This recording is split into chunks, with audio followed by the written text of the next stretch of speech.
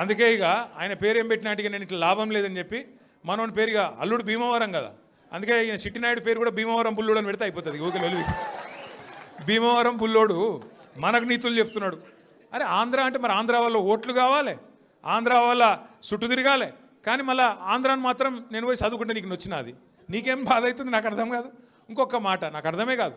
ఇప్పుడు ఇక్కడ ఉన్నారు మీరు ఇంతమంది ఉన్నారు, చాలామంది పిల్లలు మన హైదరాబాద్కి వెళ్ళి మన తెలుగు రాష్ట్రాలకు వెళ్ళి చాలామంది చదువు కోసమో ఉద్యోగం కోసమో వేరే దేశాలకు పోతారు. అమెరికా పోతారు, లండన్ పోతారు, ఆస్ట్రేలియా పోతారు, ఇంకొక ఆడికి పోతారు. ఆ దేశాలలో ఇళ్ళలో నౌకర్లు ఉండరు కదా, ఆ దేశాలలో ఏం చేయాలి? మనది మనమే పని చేసుకోవాలి, మన బట్టలు మనమే ఉతుక్కోవాలి, మన వంట మనమే వాడుకోవాలి, మన టాయిలెట్ మనమే క్లీన్ చేసుకోవాలి. ఈ పిచ్చోనికా ఏం తెలియదు, చదువుకున్న బాపత అయితేనేమో తెలుస్తుండే. ఇక మాట్లాడతాడు ఏమంటాడు, వీడు ఇప్పటికీ అమెరికాలో బాత్రూమ్లు కడుగుతూనే అంటాడు నన్ను. అరే అమెరికాలో నా బాత్రూమ్ నేను కడుక్కున్నా, నీకేమో వచ్చిందిరా భయ్, నాకు అర్థం కాదు. అమెరికాలో ఎవరిది వాళ్ళు చూసుకుంటారు, పని చేసుకుంటే కూడా తప్పేనా?